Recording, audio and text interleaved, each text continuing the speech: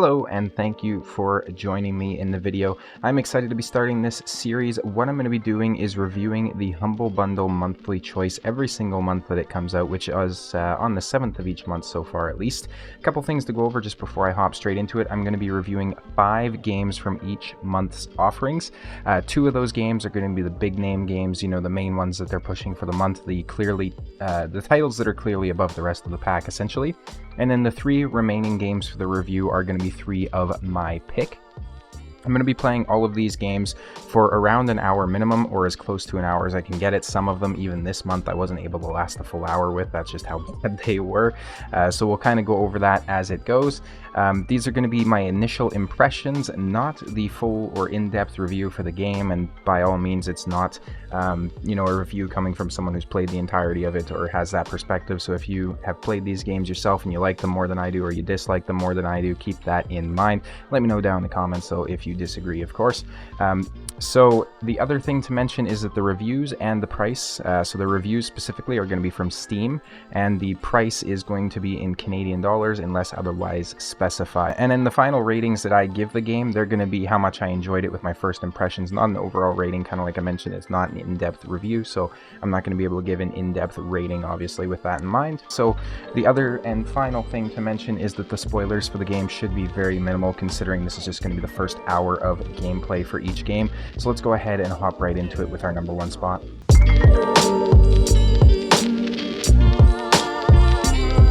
The first game that I'm going to be talking about here today is a very quaint little kind of pixelated treasure called Hero's Hour. So I'm just going to basically go through these games, list things that really popped out to me off the start playing, whether they be good, bad, whatnot. First of all, the music in this game is a fantastic selection of 8-bit stylized music, so it's kind of got that very retro feel to it, something you get back in the day with like the older Mario games or some of your older strategy games from that era or shortly thereafter, so that's really cool. It's really cool to experience that. Playing through this, it does definitely remind me of Mountain Blade, so you have this kind of overlooking map that you can navigate around, and it's kind of similar in Total War in this fashion too. So you can look around, you can travel around this map, collect resources from it, capture these towns, capture these cities, that sort of thing. But then you can also go in and actually experience combat on the map and have a bit more strategy there, where you deploy your units in different areas. You can tell them to attack, to defend, you can summon units, you can cast spells, all that kind of cool stuff. Which leads me right into my next point, that magic is a great addition to the combat. Overall, the magic side of it definitely makes it more enjoyable to actually experience the combat in this game. So I would say they definitely did a good job implementing that. In my short time playing, I already got 3 different spells, 2 of which allowed me to summon other units to help me fight. Very powerful units actually, as well, as you'll probably see in some of the footage. And then the 3rd spell actually allowed me to help my allies survive by giving them armor and immunity to spells, if I remember correctly, which is very, very cool. You're able to actually have multiple heroes, so they can run different builds. You can recruit these heroes at the tavern inside your town, and what's cool about that is you can actually have them branching out on different parts of the map, doing different things at the same time throughout the playthrough. So it is kind of turn-based. It's not really real time on the main campaign map at the very least. And so that's very cool, because if you compare it to something like Mountain Blade, imagine if you had separate characters that you could switch to and have them completing their own objectives, building their own armies, everything like that inside the game. Obviously you can, but they are controlled by AI, whereas in this game you actually have full control over them. You can transfer troops whenever you'd like, all that good stuff. So that's very, very cool. And the last thing I will say here is that the town management and resource management are absolutely crucial. So you're going to have to construct buildings in your towns, which are going to allow you to recruit new troops. They're going to allow you to unlock bonuses, multipliers for your leveling, HP, damage, all that sort of stuff. And in order to do that, of course, you do need resources, which can be found around the map or acquired on a weekly basis, I think daily basis as well, from the different strongholds, outposts, that sort of thing that you capture. So overall, it is a very cool game. I'll definitely be playing more of it in the future. I'm going to give it an 8 out of 10.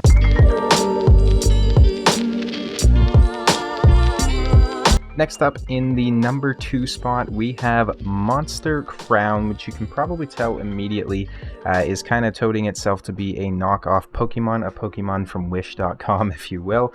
This game was relatively affordable even if you're not getting it through Humble Bundle, so I was very excited to see what this thing had to offer.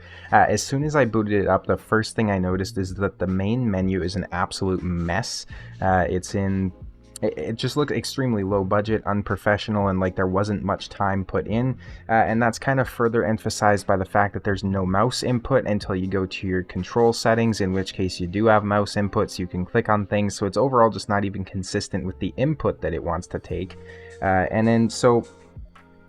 We got into the game. What I noticed first of all is that multiple button presses were required in order to complete basic actions. So there's this little segment where you have to go and pick off tomatoes from this field, feed them to your pet, your Pokemon, whatever you want to call it, and it requires like 4 button presses just to do that simple action. So you have to pick it up, you have to take it over to your pet, which is fine, but then when you're standing in front of it, you have to mash the Z key, which is like your accept key in this instance, and you have to mash that like 4 or 5 times to actually complete the action because it's staged. This overall doesn't add anything to the game. It's not needed, and I'm just super disappointed that it is a function. The game would have been far better if it was just instantaneous. I know this is probably picking on a small thing, but I didn't play much of it, so I got to pick out the small things too. So the other thing that I had a gripe with is its non-WASD movement. So in today's modern age of PC gaming, basically every game out there, if you're not using a controller, should be using your classic WASD keys to move. This game, however, was very specific in the way that you had to use your arrow keys. Obviously, you could rebind your keys, but I am going to judge it for the key bindings by default as well, since that is part of the experience. Absolutely hated this. You shouldn't be using your arrow keys for anything. It's 2023. Let's do better, game developers. Come on. The in-game UI is absolutely disgusting. It feels like you're playing a cheap knockoff mobile game. This feels like a game that I'd get an ad for on Facebook or Instagram that targets 40-year-old moms who don't have anything better to do, and those ads are filled with terrible acting, music, and dialogue, and you know the ad type that I'm talking about, right? I got recommended the Whale Starter, which I'm going to deduct 15 points from this game for. Absolutely in shambles after that. My self-image is destroyed. And the last thing I will mention here is that the game did have very repetitive music. After the battles, especially, the same soundtrack would start playing just from the beginning again, which was very repetitive and very annoying over the time playing it. I didn't last anywhere near the whole hour in this game. I think I only got like 30 minutes in. Overall, I'd give it a 2 out of 10. It needs a lot of work. It has so much competition out there. I can think of like at least 3 games that do the Pokemon clone, but better, far better than this. So if you're gonna look at buying this game separate of the Humble Bundle, I would highly recommend against it. Save your money, buy something better. That's what I got to say. 2 out of 10.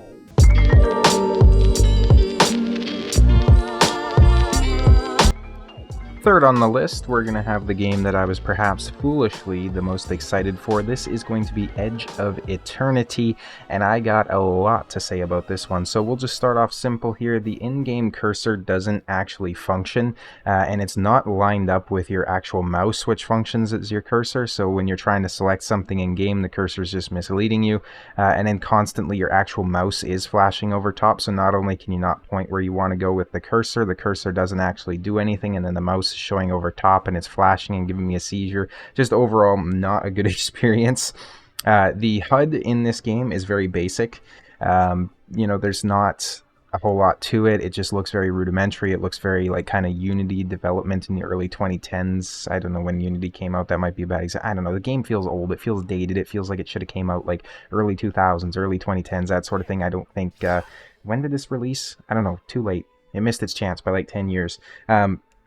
The voice acting is relatively decent. I mean, it's not terrible. It's got that kind of like anime-esque feel to it, which is the setting I'm sure they're going for. So, I guess they nailed it. I don't know. Funny fat joke is funny, I guess. Hey, Kino! I've got mail for you. Did you bring sandwiches too? You wish, Fatso.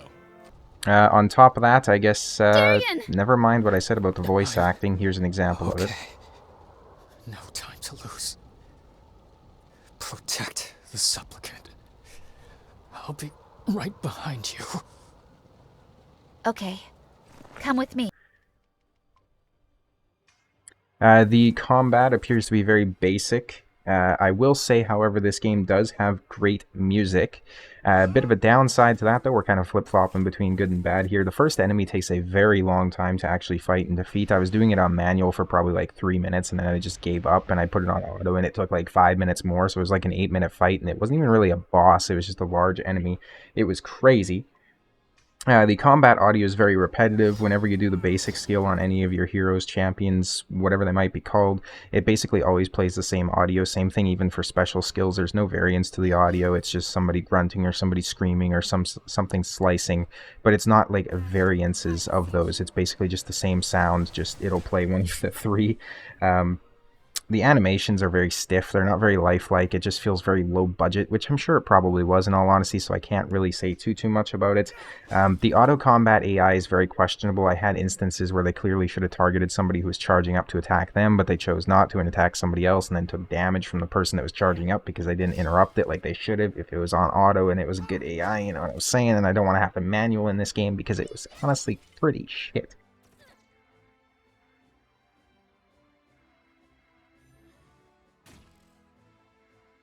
Overall, I'll give this game a 3 out of 10. I'll probably play it more just simply for the setting. I did kind of like the setting. Overall, it was super disappointing. It appeared that 90% of the budget roughly went to the visuals surrounding this game and the artwork that they uploaded on Steam and in their trailers and such, because that looked far better than the game actually was. 3 out of 10, very disappointed. Wouldn't play, wouldn't buy. Glad it came with Humble Bundle.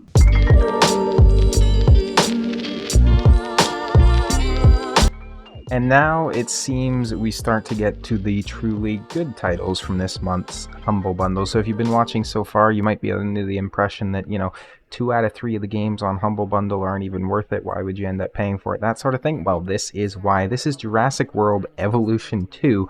They need to shorten that title a little bit, but this game I really enjoyed playing. I think I got to around the hour mark without an issue, and I will definitely be playing more of it in the future. Even though I'm not usually much of like an amusement park or a dino park or a city building kind of guy, this game really did pique my interest. What I will say, first of all, is that the opening narration was very choppy and it just didn't flow and it didn't really sound human. It just sounded like it was kind of Uncanny Valley, where it sounded like it was supposed to be human, but it was, somebody's voice chopped together and edited, or it was an AI or some such. I'll give you an example of that right here. To us, a desert is a wasteland, devoid of anything but the most extreme examples of life. But creatures once thrived in these lands hundreds of millions of years ago. Given the geological history that we're dealing with, dinosaurs walking among the tumbleweeds isn't that much of a stretch. The current situation, where dinosaurs are running wild, is untenable to those in charge, well, those that think they're in charge. So we're left with a problem or an opportunity. Something else I really loved about the game is you can actually fly or control vehicles instead of just pointing and clicking and telling them to do things. I didn't play the first game. I assume there's a first game. I don't know. I haven't played it. I don't know much about it, but I really like that in this. So if you're telling your rangers to go somewhere, if you're telling your helicopter to tranquilize a dinosaur, that sort of thing, you can actually control it. You can aim. You can basically go into like almost a first person view and just experience that from the ground level, which is so much cooler, and you get so much more up close with the dinosaurs and stuff like that. I will say too, this game is visually satisfying. I wouldn't really say stunning because it doesn't offer amazing graphics. It's just the graphics that it does offer are done very, very well in a satisfying way. So when you're clicking on menus, when you have pop-ups, when you're looking at dinosaurs, all that sort of stuff, it's so well, and it's so good and it integrates so well into the world and the universe they've created inside the game that these menus don't really seem out of place. It's just, it's part of the game, which is amazing for games like this when they actually pull it off well, like this one did. I can confirm that you actually can't run over the dinosaurs with your helicopter or with your car, so I'm a little bit disappointed. Going to have to subtract 10 points from this game for that. I wish I could run them over with my Ranger Jeep. That would be amazing. When Jurassic World Evolution 3 comes out, we definitely need to have that as a feature.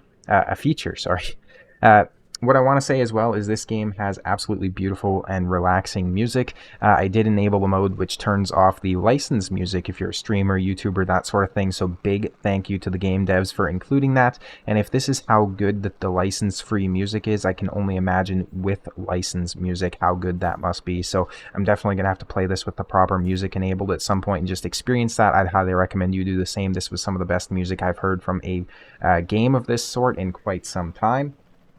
I will say it has an amazingly simple and intuitive HUD. I went through this whole thing, I barely read the tutorial tips, and I was still able to navigate. And you could say that's just a simplicity, or I'm just incredibly smart. I think it's probably that one, if we're being honest. Wink, wink, nudge, nudge. But I would argue that, it's just an intuitive game. You don't need to be a rocket scientist to figure out where you have to click to do certain things, and that, I think, is a telltale sign of a game done well. If you're struggling as a new player to figure out where things are inside the menu, it's probably not a good game. Probably not an intuitive HUD either. And I will say that it is very cool to see my virtual collection of dinosaurs grow as I acquire them, as I send out expeditions to get more, as I put them inside like the different, corrals and stuff like that, right? Like you can move them around, you can put different species together and just see how they mix, if they get along, if they attack each other, that sort of stuff, right? So basically your own demented playground if you're into that sort of thing, which I definitely am. My overall rating for this game, I'm going to give it a 10 out of 10.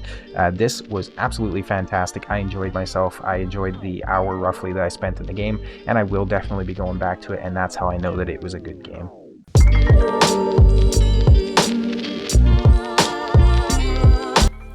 We have finally reached it. The last game on the list is actually the one that I was by far the most excited for, and that is Biomutant. I've had my eye on this game since it was originally announced. The trailer looked absolutely fantastic. However, upon launch, it was ridiculed quite heavily for the state of the game, as well as the gameplay, all that good stuff. So it is nice to get to experience that for the $20 investment as opposed to the $40 investment that it is, regular price on Steam, right? So I went into this with high hopes. I heard that they had recovered it a lot since they originally released it, and we're going to hop right into my thoughts here. So I thought that it had a very interesting and unique character creation system. So everything was kind of just this radial slider. You didn't really customize your character in the way of picking their gender or their face or their body, that sort of thing. That actually changed with whatever stats you wanted to spec into. So for example, a charismatic rogue would look drastically different than a smart strength build, right? So you can mess around with that and get drastically different looks just depending on what kind of character you actually want to play. And you don't need to hard spec into something either. You can have just kind of a centralized character that doesn't really specialize in anything but isn't particularly good at anything either. So it's very similar to something like Fallout in the way that you have the special skills. In this, you can spec into different things, different resistances, those sorts of things. I really like the character creation.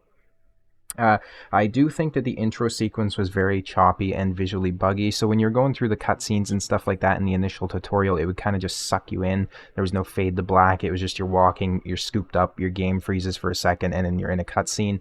It was visually buggy in the way that just everything looked kind of lower resolution than it was supposed to be. There was a lot of pop-in happening, grass had jagged edges, it wasn't really populated by vegetation, if you want to say it like that. Like there wasn't much going on in terms of grass or bushes, and it was just kind of sporadically placed, and it didn't look like there was much love given to the level whatsoever. Not to mention the optimization was god awful. I think the combination of the comic book text and the stylized visuals did work very well together.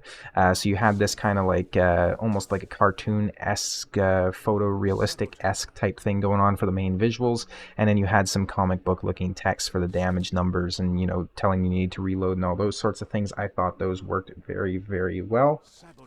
The game does, unfortunately, have long load times. Any time that I did die, it would take me like a solid 2 minutes just to get back into the game, and this game was on my SSD, so those load times, considering that, is absolutely insane. I will say that the game does have great combos, both visually and by feel. And there is actually mid-air combat, so you can basically kick enemies up into the air and then keep fighting them after that, which is fantastic. It feels great, does a lot of damage, it's very satisfying.